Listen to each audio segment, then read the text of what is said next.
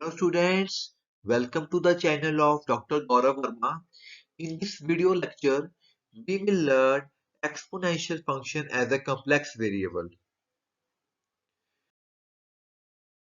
हमें सबको पता है एक्सपोनेंशियल फंक्शन का मतलब होता है ऐसा फंक्शन जो e रेज टू पावर में हो। तो यहाँ पे जो हमारी पावर है वहां पे पावर में एक कॉम्प्लेक्स नंबर है। तो यहाँ पे हमने exponential function of complex variable पढ़ना है। जेड कॉम्प्लेक्स वेरिएबल है। हमें पता है कोई भी जो कॉम्प्लेक्स वेरिएबल होता है उसमें एक रियल नंबर और उसमें इमेजिनरी नंबर होता है। तो any complex number is of type x plus Yotta by. अगर आपके पास e रेज्ड पावर z है तो आप उसको ऐसे एक्सपैंड भी कर सकते हो। It is expansion of exponential function. ये तो इसका फार्मूला टेलर सीरीज फार्मूला है, ठीक है जी। तो अगर आपके पास z क्या है, कैसे जेड आपका कॉम्प्लेक्स नंबर की फॉर्म में है, तो आप उसको सिंप्लीफाई कैसे करोगे? उसका ये तरीका होता है कि आप जो उसका रियल पार्ट है उसको लग ब्रेक कर लीजिए ई की एक्स करके इंटू ई की एयोटा वाई लग कर लीजिए। और आपको ये बताया गया था प्रीवियस लेक्चर्स में जो ई की अयोटा थीटा होता है बेटा, जो ई की अयोटा थीटा होता है that is basically cis theta, ठीक है जी। तो ये आपका बन जाएगा, अगर ई की अयोटा वाई है तो वो आपका बन जाएगा cos y plus iota sine y. तो किसी भी कॉम्प्लेक्स नंबर अगर z x plus iota y है तो उसकी जो एक्सपोनेंशियल फंक्शन है ई की power x plus iota y उसको हम ऐसे लिख दिया करेंगे। इसके हिसाब से हमने क्वेश्चन करने हैं। ये बताना है जो ये periodicity of exponential function E Z is a periodic function. periodic function का मतलब होता है कि आफ्टर समथिंग आफ्टर कुछ इंटरवल के बाद इसकी वैल्यू सेम हो जाती है। अगर जेड को ले एक्स प्लस अयोटा वाई तो ई एक्स इंटू ई की ओटा वाई ब्रेक होके ये बन जाएगा। हमें पता है साइन और कॉस क्या होते हैं, पीरियोडिक फंक्शन।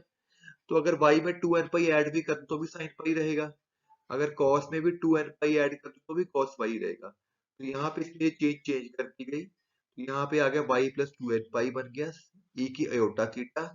तो ये सारी पावरें ऐड होके ऐसे बन जाएगा आपका। तो ये बन गया ई की जेड प्लस टू एन पाई अयोटा। इसका मतलब जो ई की जेड है उसमें अगर इतनी चीज ऐड कर दे तो भी उसकी वैल्यू सेम रह रही है ई जेड, ठीक है। If z is increased by any multiple of 2 pi iota its value remains unchanged।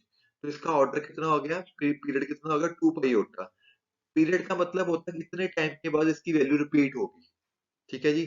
So E Z is a periodic function with period 2 pi iota। कुछ यहाँ पे बातें नोट करने वाली, ई की अयोटा पाई जो होता है वो होता है cos pi iota sin pi। ये सिस थीटा खोलते हैं वो -1 होता है। अगर ई की टू एन पाई होता है तो वो cos two N pi plus iota sine two pi 1 होती है। आप लोगों ने ये बात ध्यान रखनी है, जो ई की अयोटा थीटा होती है बेटा that is basically cis theta. Cis theta का मतलब क्या होता है, cos theta plus iota sine theta. एक बात और ध्यान रखनी, exponent z is equal to 1। Exponent का मतलब यही होता है बेटा, अगर ऐसे लिखा ना ई एक्स पी इसका मतलब एक्सपोनेंट यानी कि ई की पावर जेड। ये 1 कब होता है, अगर जेड की वैल्यू क्या हो टू एन पाई अयोटा। तो टू एन पाई अयोटा पे ये 1 हो जाता है।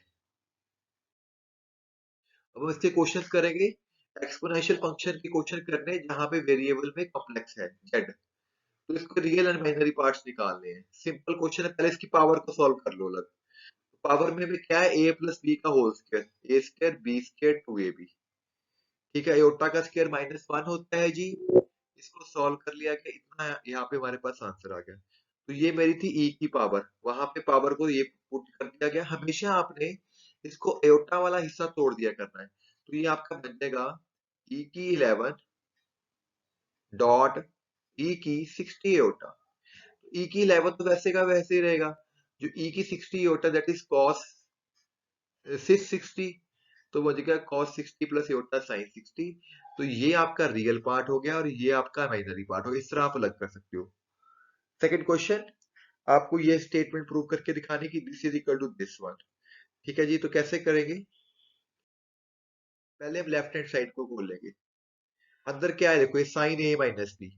साइन ए माइनस बी का क्या फार्मूला होता है बच्चों, sign A cos B minus cos A sine B. ई की एयोटा थीटा, एयोटा थीटा क्या होता है सिस थीटा। क्योंकि प्लस माइनस का साइन तो बीच में प्लस में cos theta plus aorta sine theta. अब आप ब्रैकेट्स खोल सकते हो, मल्टीप्लाई कर लो, ठीक है, इसको इससे मल्टीप्लाई करो, साइन थीटा कॉस अल्फा बन जाएगा, aorta sine alpha sine theta बन जाएगा। ठीक है जी। अब इसके बाद सॉल्व करने के बाद देखो कुछ कटता है तो काट देना आप लोगों ने। जब यहाँ से करोगे ना कॉस अल्फा साइन थीटा, तो वो इससे कट जाएगा आपका, तो सिर्फ पीछे वाली टर्म बचेगी ये वाली, तो यहाँ पे इसने ऐसे कैसे लिख ली, सारे में से साइन अल्फा कॉमन आ गया, तो इसको दोबारा लिख, इसको साइन की एन लिख दिया गया, ये बन गया ई की अयोटा थीटा, उसको पावर एन अंदर आ गई। इसी तरह आप आर एच एस सोल्व कर लीजिए, अंदर जो चीज है इसको खोलिए पहले, ठीक है, इसको ऐसे एक्सपेंड कर लिया गया, तो जब इसको इससे मल्टीप्लाई करोगे तो ये चीज इससे कट जाएगी, बाकी ये चीज बन गई है। ठीक है जी, कॉस साइन अल्फा बाहर चला गया कॉमन सारे में से, तो पावर एन बन जाएगी, अंदर ई की plus minus iota N theta आ गया, तो this answer is equal to this, दोनों साइडें बराबर आ गई, तो आपका आंसर प्रूव हो गया। अगला क्वेश्चन है कि अल्फा बीटा इसके रूट्स हैं इस इक्वेशन के, आपको इसकी वैल्यू इसके इक्वल शो करनी है। ठीक है, तो इस इक्वेशन के रूट्स निकालिए पहले, रूट्स निकालने आते हैं आपको, क्वाड्रेटिक फार्मूला आता है 10th क्लास का, minus b plus minus under root b square minus 4ac upon 2a, तो यहाँ से x की वैल्यूज आ गई, एक वैल्यू को अल्फा बोल दीजिए, दूसरी वैल्यू को बीटा बोल दीजिए। ठीक है, ये हमारे पास दो रूट्स आ गए हैं। अब आप क्या करो, इन दोनों का प्लस कर लो, दोनों को सब्ट्रैक्ट करके रख लो, ये हमें आगे यूज करना पड़ेगा कहीं ना कहीं। अब मेरी जो लेफ्ट हैंड साइड है क्वेश्चन में ये वाली, इसको सिंप्लीफाई करने लगे हैं, अल्फा ई की एन अल्फा बीटा ई की एन बीटा, अल्फा वैसे का वैसे रखा, यहाँ पे अल्फा की वैल्यू पुट कर दी पावर में, यहाँ पे पावर में पुट कर दी, तो जब भी ई की पावर होती है उसमें में से रियल नंबर अलग करना होता है, अयोटा वाला अलग करना है, रियल नंबर अलग अयोटा वाला अलग, तो देखो ब्रेक कर लिया एक्सपोनेंशियल को, यहाँ भी ब्रेक कर लिया, तो ई की minus N by two common आ गया, तो आपके पास बच्चों ये चीज बन गई अंदर। ठीक है, अब ई की अयोटा थीटा है, that is cis theta, cis theta होता है cos theta iota sine theta, cos theta minus theta भूल गए, तो इसको सिंप्लीफाई करेंगे, तो वो कॉमन लेके अल्फा प्लस बीटा लगोगे, अल्फा माइनस बीटा लगोगे, इसकी वैल्यू मैंने पहले निकाल के रखी हुई है दोनों का, वहां पे वैल्यू पुट कर दो, इसको सिंप्लीफाई करके ये आपका आंसर आ जाएगा। बिल्कुल आसान क्वेश्चन, जैसे जैसे कर रहे हैं वैसे वैसे आपने करते जाना है।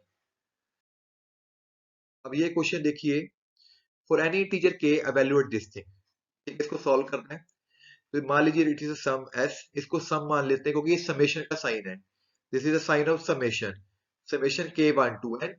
अब इसने क्या किया, ये जो आर के पे वन टू एन समेशन है, इसने क्या किया, आर को अंदर ले गया, तो के को बाहर ले आया, यहाँ पे सेटिंग कर ली गई, और इस चीज को पूरे को उसने अल्फा मान लिया, इसको लिख लिया गया अल्फा की के, यहाँ से समझना है यहाँ पे, अगर आर और एन की जीसीडी वन है, जीसीडी का मतलब कि दोनों को कोई भी नंबर काटना नहीं है, कि अगर दोनों को डिवाइड करें, it is not an integer.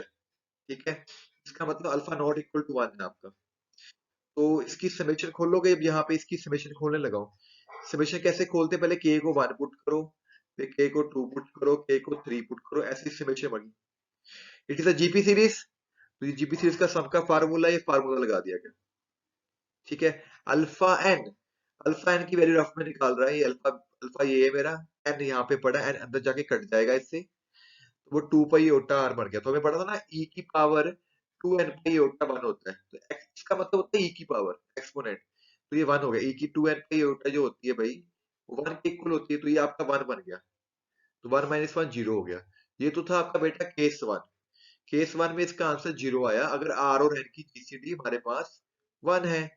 तो केस टू में क्या है, अगर केस टू में यहाँ पे शो कर देता हूँ, केस टू कि जब आर और एन की GCD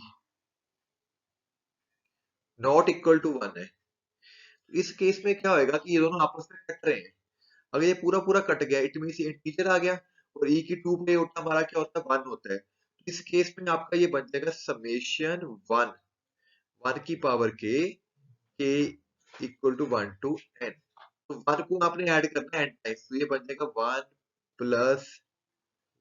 plus so many times n times, तो प्लस होके एन आंसर दे देगा, ये केस टू का मैंने आंसर यहाँ पे निकाल दिया। Thank you very much students, ये हमारा फर्स्ट लेक्चर है chapter function of complex variables. Thank you very much.